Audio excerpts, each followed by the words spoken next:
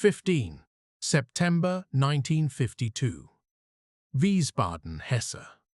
A schoolteacher named Karl writes in his notebook a line he will not speak aloud at the faculty meeting, 1952, West Germany. I teach the 30 Years' War, Bismarck, and 1945.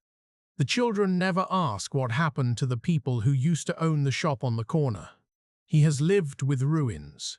He has watched a city reassemble itself around gaps it does not name. He stands before a class and charts dynasties, dates, treaties. He leaves blank space where certain names used to be. He writes a curriculum that looks like safety. He teaches continuity so that the breaks remain hidden in plain sight.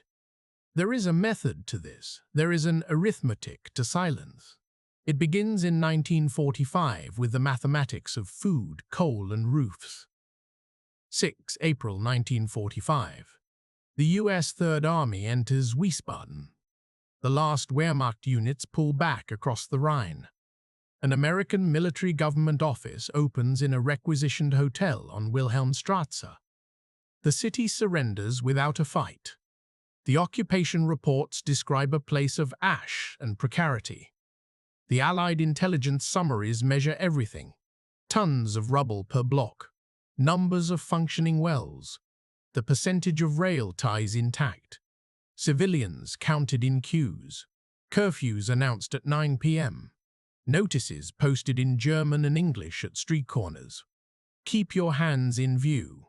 Do not congregate. The fear of retribution circulates like a rumor you can smell.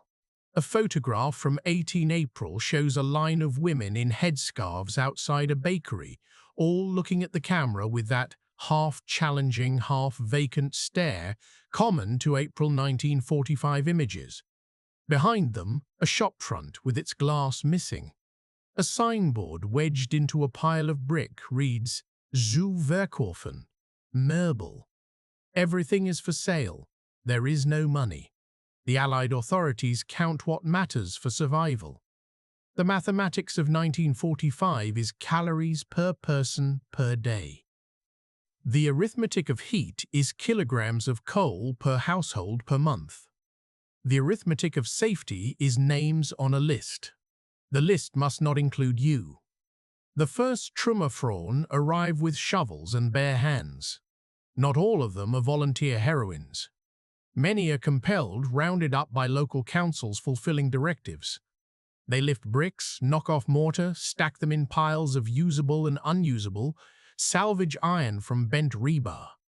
They fill handcarts and push them to the curb.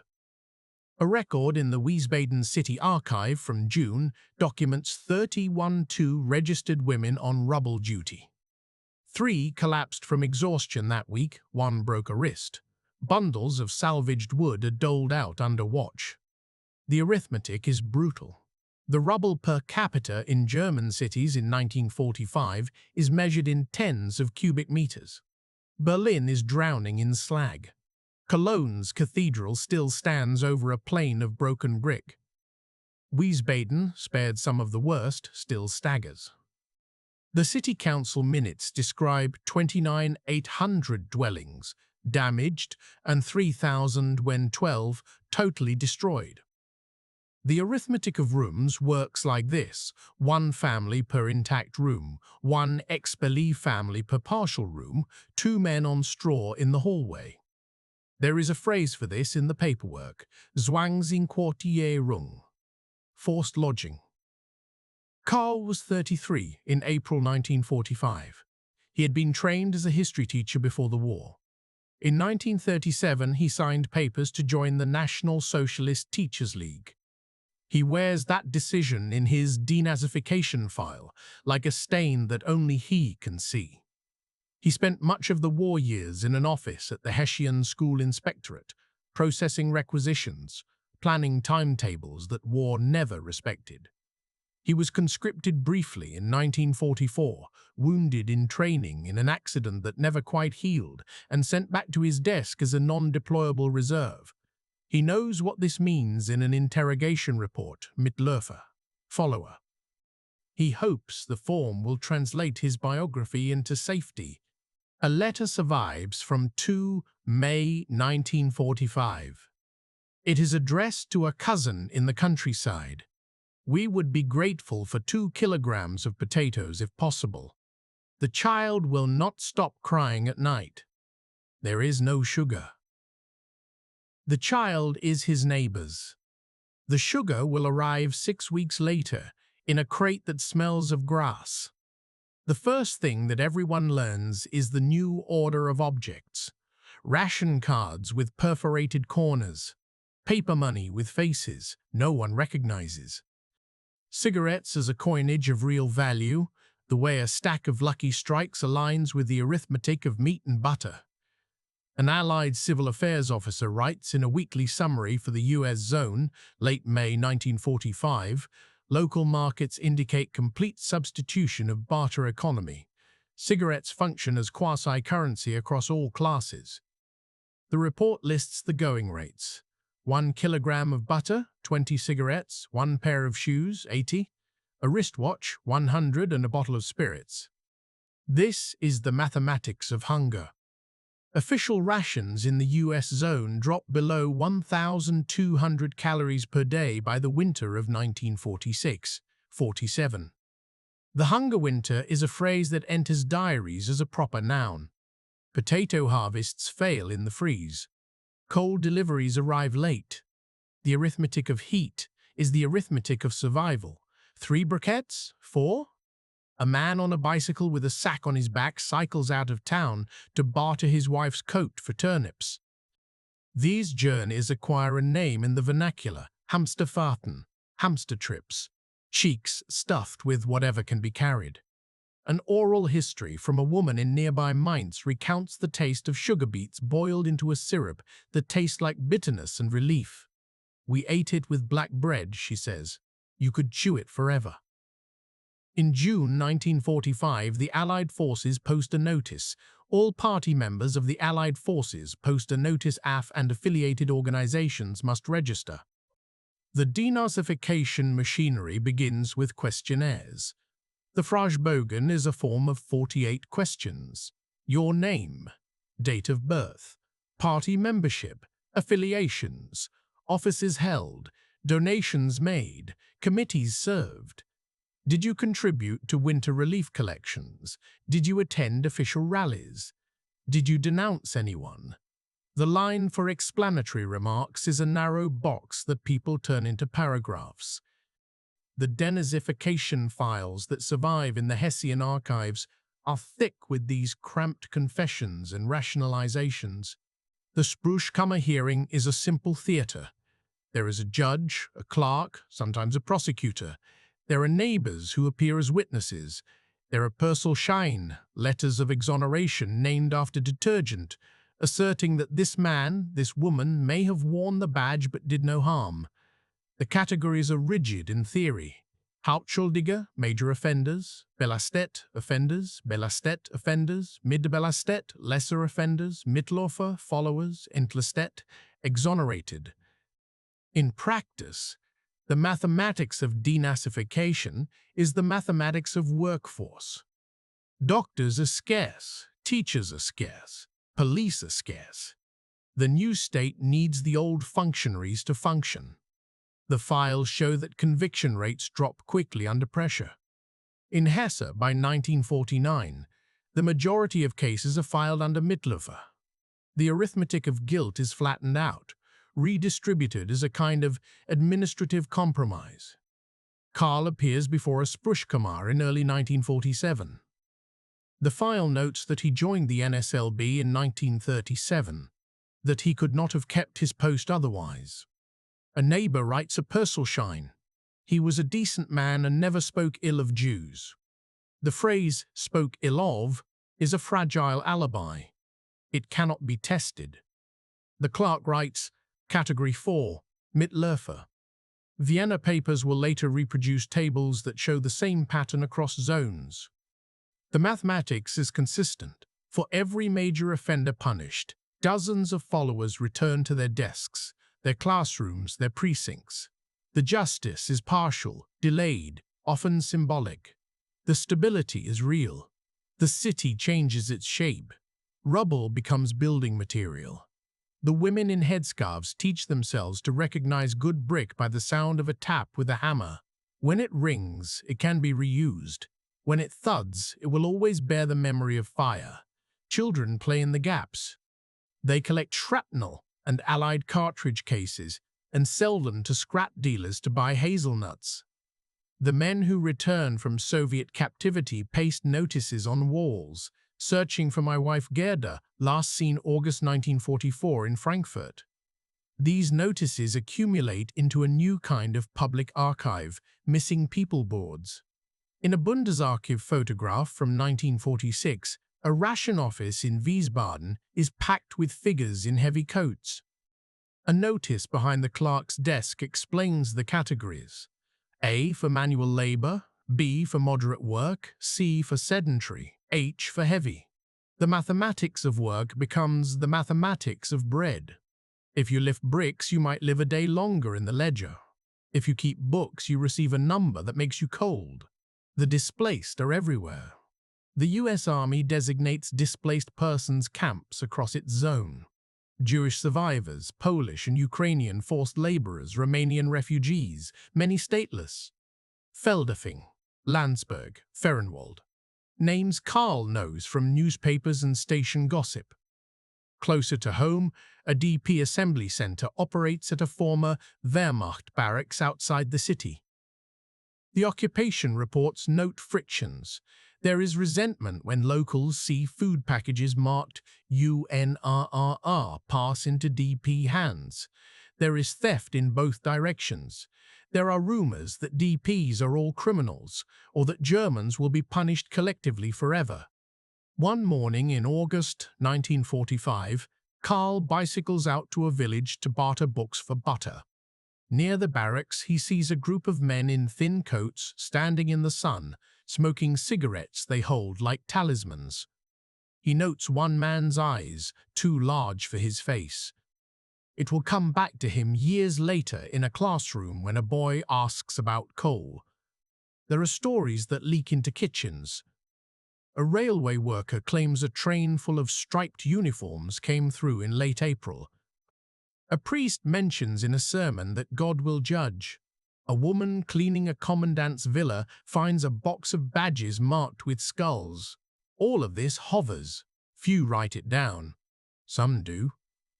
A report from the military government, dated 12 March 1946, Hesse. The German population appears to be increasingly aware of atrocities committed by the regime. However, a pronounced tendency exists to minimize personal responsibility and to emphasize Allied bombing as primary cause of suffering. The sentence has the weight of observation and the limits of generalization. In kitchens, women talk about firestorms. In schoolyards, a child recites dates of air raids with the accuracy of a multiplication table. In Karl's building, a widow from Hamburg tells the story of a night in July 1943 over and over until it becomes an incantation. We held hands. We ran. The sky was white, she says. She stops before the part about the cellar not opening and begins again from the start. There are other stories she does not tell. The arithmetic of housing collapses in the summer of 1946 when the expellees arrive in numbers that overwhelm language. 12 million by the end, 15 by some counts if second waves are included. Silesians, Sudeten Germans, East Prussians, they come in convoys of carts, then in boxcars with chalked windows. They bring what can be tied to a bundle. A woman named Elfriede, born in Brunn, now called Brno, arrives with 2 children and a father whose body has folded into a curve. They are assigned to Karl's building, 3rd floor, 2 rooms, once occupied by a couple who were deported and are not mentioned by name. The city's allocation office issues an order. Zwangseinquartierung for the Schulz family from the Sudetenland in the apartment of Frau M. 2 households in 4 rooms. An inventory is attached to the file. 1 bed frame, 3 chairs, a table, a stove with cracked enamel, a cabinet with a glass door. The arithmetic of space becomes war by other means. The locals resent the newcomers for their demanding voices. The expellees resent the locals for their walls. There is a new vocabulary of insult, reciprocal and low. When discussed in minutes of council meetings, the language is neutral. Integration challenges. In the oral histories compiled decades later, the language is sharp, remembering resentment as if it were fresh paint. They laughed at the way we spoke. They took our horse at the border. They think themselves better. They are always saying they suffered most. The mathematics is simple enough. 1 toilet per floor for 10 people, 1 coal allowance per month for 2 households, 3 cups, 2 plates. The arguments are numerically precise. There is also what is not mentioned. The Registry of Houses lists ownership transfers from 1938 to 1942 with the cold clarity of a ledger. A shop on the corner has new proprietors. The old sign with a Jewish name was removed by ordinance. The city tax office has stamps that state this without stating it. The shop's previous owners were sent east. That is the whole sentence used by neighbors when they speak in low voices. Sent east. The shop sold thread and buttons. Carl remembers a spool of sky blue thread and the hand that turned it, and cannot fit that memory into any safe sentence. The officers of the denazification chambers move through stacks. They shift the burden of pasteness into categories that can be filed. Then the Cold War arrives to adjust the mathematics further. April 1948. The Western zones combine into the Trizone. The Allied policy that had been punitive softens into something like partnership. The Marshall Plan begins to deliver crates of powdered milk and boxes of machinery all across the U.S. zone. The American Economic Cooperation Administration in Germany sets up signs on factory floors. These machines are a gift from the American people. The phrase ERP enters German administrative language. Bundles of steel rods and machine lathes arrive on flatbeds. Photographs show men in coveralls lifting them with new cranes. 20 June 1948. Currency reform. The Deutsche Mark arrives, not as an idea but as paper, crisp and blue. People line up at exchange points to receive 40 DM. The black market collapses in a day. Shop windows that had been empty the week before suddenly display goods. The explanation is not a moral one. It is the mathematics of incentive. Old money no longer buys anything. New money does. Stockpiles held back are released onto shelves. Everyone understands what has happened without requiring an editorial. Ludwig Erhard, in a suit a size too big, announces relaxation of price controls on the radio without Allied approval, and is scolded and then congratulated when the streets show a mood that is new, relief without euphoria. The arithmetic of calories moves sharply upward. The arithmetic of coal follows. In a year, the factory district on the outskirts will hum again. In 5, a new suburban street of identical houses will grow out of a field. Wiesbaden's city office begins to rebuild systematically. Streets are relayed. A new school building is planned on Hohenstaufenstraße. It will take 7 years to raise. In the interim, classes are held in a church basement. Karl returns to teaching in 1948, provisional at first, then permanent in 1950, under Article 31, which allows for the reintegration of former civil servants who had been suspended if not convicted. There is a form to sign agreeing to democratic principles. There is a training course in civic education. There is a checklist of topics. The new democracy does not trust the old teachers entirely, but it needs their craft. Karl assembles lesson plans like sandbags.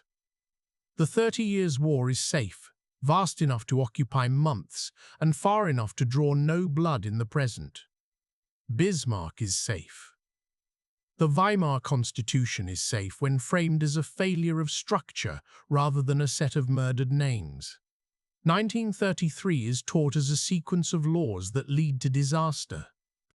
The laws can be presented in bullet points without the faces of their victims. A school inspector circulates a memo insisting on emphasizing the criminal character of the regime, but also on avoiding demoralization. A fine balance is to be maintained. The arithmetic of pedagogy is new. Enough truth to pass the test of the Americans, enough tact to keep parents from complaining at the parents' evening. The children bring their own arithmetic. They know the number of nights in the cellar. They know how many brothers did not come back. They know that the ex-Billy boy in the second row owns no winter coat. They know little else. The teacher says, "Jews," once, twice. It hangs. The boys look at their desks. The girls write the word down and underline it once. In 1949, the Federal Republic is founded. The Basic Law is adopted in Bonn, provisional and careful, a text of restraint written by men who had learned what plenary power can do. Karl copies a passage onto the blackboard. Die Würde der Menschen ist unantastbar. Human dignity shall be inviolable. He says the sentence aloud. It feels both like a vow and a phrase removed from the rooms he lives in. The Justice Minister visits schools with pamphlets. We must bind our democracy to law. The law begins to bind as the Cold War hardens the lines. The Berlin blockade is a distant radio hum that becomes a marker. The airlift is described by tonnage. It fits the new mathematics, so many tons of coal, of flour, of chocolate. The children in the class collect tinfoil and rubber bands to make balls of unspecified civic value. Their fathers curse the Russians or curse the Americans, depending on the tone at home. The new arithmetic of loyalty is simple on paper, complicated in kitchens. Denazification winds down. A general amnesty in 1954 will close many files that were never meant to be truly opened. In 1951, laws mark a path back for those suspended under suspicion but never tried. The new police chief had been a member of the party. So was the new mayor's deputy. There are ex-SS men in suits behind desks. The Allied intelligence reports note this with disapproval and move on to files labeled Communist Agitation. The mathematics of internal security shifts. The Federal Office for the Protection of the Constitution is founded. It watches the left. Karl recognizes the arithmetic because he lives inside it. Stability requires select amnesia. Economic growth indemnifies. The trade-off is not declared. It is understood. A teacher learns the new grammar the way he learned the old, by looking at who gets promoted and who is not mentioned. A boy in Karl's class, born 1940, asks a question in May 1940, asks a question in May 1951. Why did we lose the war? The question can be answered with an equation that avoids certain terms. The teacher speaks of American industry, of the Soviet winter, of oil and steel. He does not mention the industrialization of murder. He does not talk about a shop on the corner and the flat above it. He writes numbers on the board, tonnages of production, the mathematics of capacity, and he knows both the utility and the cowardice of this. He hears himself. He keeps going. There are brief moments when the membrane between the arithmetic and the faces tears. A survivor visits a church hall in 1946 under the auspices of a Protestant pastor advocating a doctrine later called Kirche im Sozialismus in the East, but in the West simply called public responsibility. The survivor speaks sparingly in a quiet voice that does not suit a hall. There are 20 people present. A parish newsletter later notes, attendance was modest. The topic is difficult. A woman leaves the hall and does not speak on the tram for 10 stops. She will tell no one what she heard. She will buy apples on the way home. The apples are bruised. She will peel them anyway. Karl reads the Frankfurter Rundschau with his breakfast. He reads names of trials. He reads of Dachau trials, later of finally in 1963 of Auschwitz in Frankfurt, where the courthouse will become a stage for a history that had been present as a scent, but rarely as a sentence. He knows men who will shrug at these stories the way a tired man shrugs at a headline about faraway storms. He knows others who tremble. He recognizes himself in both moods. His notebooks preserve the way he both knew and did not know. 14 October 1945. Two men with triangles on their coats near the station. Foreigners. Did they sleep somewhere? 2 February 1947. Snow still falling. Mrs. H. says the Jews in Poland never complained about cold because they did not feel it. This is a monstrous sentence. I said nothing. 20 June 1948. Money changed. New notes smell like paper and soap. Shops have shoes. 23 January 1950. Inspector asked that we treat the years 1933-1945 in an appropriate tone. Must define this tone. 15 September 1952. The dangerous line with the children and the shop on the corner. The arithmetic of municipal commemoration takes hold. Plaques for the dead of the World War. Lines of names in Gothic script. The categories are familiar: fallen sons, missing fathers, the Expellees Guild that meets once a month to recount past villages in the Sudetenland with a ritualness that substitutes for home. These ceremonies distribute grief in ways that the state finds manageable. The murder of the Jews is somewhere else, in death camps located outside the borders of the new state. It is easy to speak of it as a crime without a neighborhood. But the displaced persons camps were in the neighborhood. They were never entirely invisible. They existed in former barracks on the edge of town and in Bavaria's Lake District under maple trees, where the survivors hung washing lines that looked like anyone else's washing lines. The men in the striped uniforms had taken off the stripes as soon as they could. A few of them came into town to buy cigarettes or to have a suit tailored from old cloth. Germans stared and failed to recognize what was present, or recognized and failed to look. The tension between knowing and not knowing becomes a long-term condition. The mathematics of work becomes a religion. The Wirtschaftswunder, if it was a miracle, declared itself in simple tables.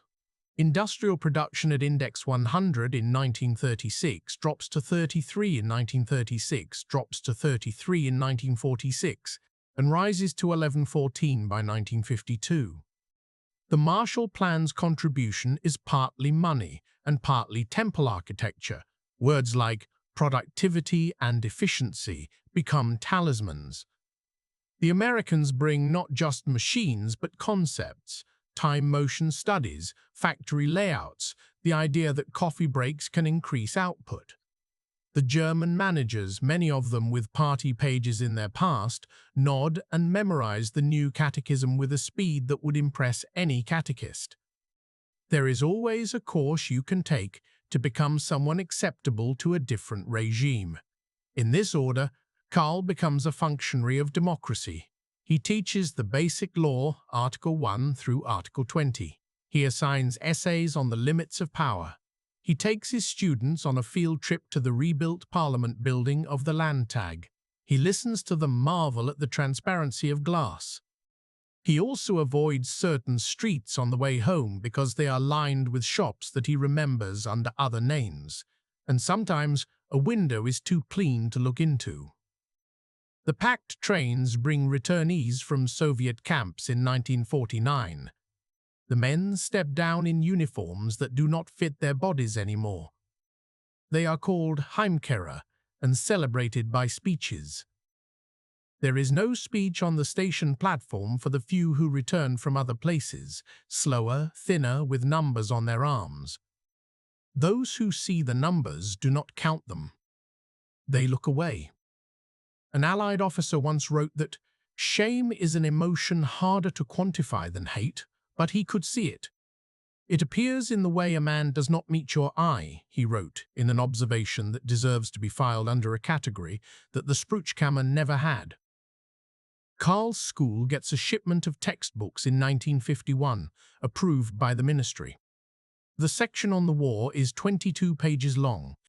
Of those, 4 pages treat domestic developments in a language that uses passive constructions like umbrellas.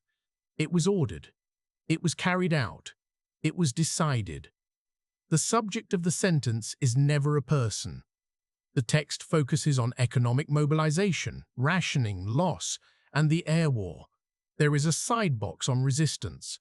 The photographs show the ruins of German cities, a picture of the White Rose students, a photo of a deportation train in a caption that reads like a throat clearing. The children see what is on the page. They do not know what is not. There is a report from the Police Presidium of Wiesbaden, October 1951, on the matter of public disturbances related to persons formerly persecuted. It notes several instances of graffiti near a DP camp now being closed. It notes that citizens expressed concern about the behavior of foreigners, and it notes that no charges will be filed for lack of evidence. The mathematics of law enforcement is familiar in every decade, in every regime. A former forced laborer named Alexander writes a letter in broken German to the newspaper in 1946, asking for a pair of boots before he returns to Ukraine. It is printed on the 3rd page. "I worked in a factory in Wiesbaden from 1942 to 1945, he writes. "I live in barracks. I would like to have boots. I thank you." The paper prints his work assignment number and a request to deliver boots to the DP office. An editorial elsewhere that week wonders when the occupation will end. No one answers Alexandra in the archive we have. Perhaps someone did in person. The letter sits on a brittle page. It serves as its own answer. There are battles still being fought in 1952. They are fought in committees about pensions. They are fought over the Lastenausgleich, the burden equalization that levies taxes to compensate those who lost property in the East. The arithmetic is explicit. A percentage of your wealth over a threshold will be taxed to pay a percentage of theirs back. It becomes a national argument. The expellees have a party. They campaign on memory. They speak of home as if it might be a ship you could still board. The word Heimat collects meanings the way a trouser cuff collects dust. The Cold War's arithmetic is as clean as a chalkboard. Divisions stationed in Hesse. American tanks on maneuvers in training fields carved out of forests. Civil defense pamphlets distributed in schools. A boy asks whether the Russians will come again. Karl answers with the geometry of alliances: France, Britain, America. A triangular shield. The boy is not convinced by polygons. He is convinced by the new bicycle his father bought on credit. At night, Karl reads the files he finds in a box marked personal, the ones he has never shown his wife. His Spruchkammer hearing transcript is there. The words Mitlaufe and Entlastung durch Nachbarschaftsjugend have become less like sentences and more like a religious label. He reads the lines where he wrote that he had only joined the professional association to keep his job. It is true, it is also insufficient. The mathematics of guilt is not linear. More membership does not necessarily imply more guilt. Less does not imply less. The variables include knowledge, malice, fear, benefit. He could draw this as a graph. He does not. He writes in a notebook a different kind of equation. Name known plus convenience. Chosen plus convenience. Chosen plus aftermath. He closes the book. A United States Information Service survey in 1951 reports that Germans rank economic situation as their primary concern, justice for past wrongs, below housing and prices. In the country's arithmetic, this is rational. You cannot heat your flat with moral concern. You cannot eat when you are expiating. In the long run, you cannot eat when you are expiating. There is a teachers' conference in Frankfurt in the spring of 1952. 2 sessions are scheduled on teaching about the recent past. One is sparsely attended. The other, on new methods in mathematics, is crowded. A colleague remarks with a dry smile, "We prefer numbers we can control." No one writes this down. Everyone nods this down. Everyone nods. The ministry publishes guidelines that recommend integrating recent historical events into civics rather than teaching them as a separate unit. This lets the architecture of democracy take the place of the ethics of the neighbor. It is a defensible pedagogical choice and a political one. A boy brings a question to Carl after class. "My father said we had to move because the owners came back." Who were the owners? Carl puts his hand on the boy's shoulder and says the sentence without saying the word. "They went away, and then they returned." The boy nods. He is satisfied for now because he is 10. The teacher is not satisfied because he is 40. He returns to his desk and writes the dangerous line. There are moments of greater public reckoning. The Bundestag debates reparations to the State of Israel in 1952. Adenauer speaks of Germany's responsibility. It is a speech that is both moral and strategic.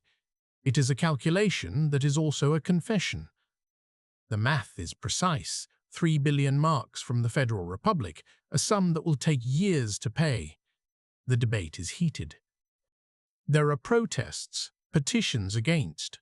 In a school in Wiesbaden, Karl reads the speech in the paper with his coffee and circles a sentence. Unsagbare Verbrechen, unspeakable crimes. He wonders if the grammar is a dodge. If a crime is unspeakable, it is also unspoken. But there is also a truth in the adjective. How would you speak it? The arithmetic of words has limits.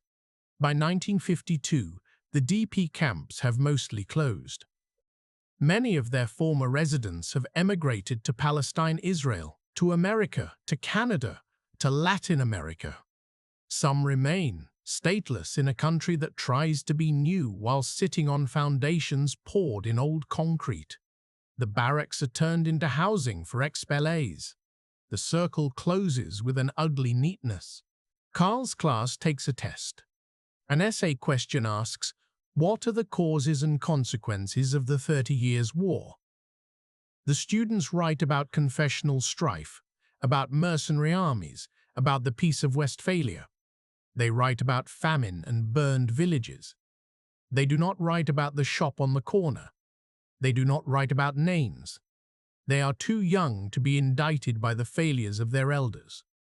They are entrusted with the task of being new. There is an arithmetic of absolution in the new prosperity.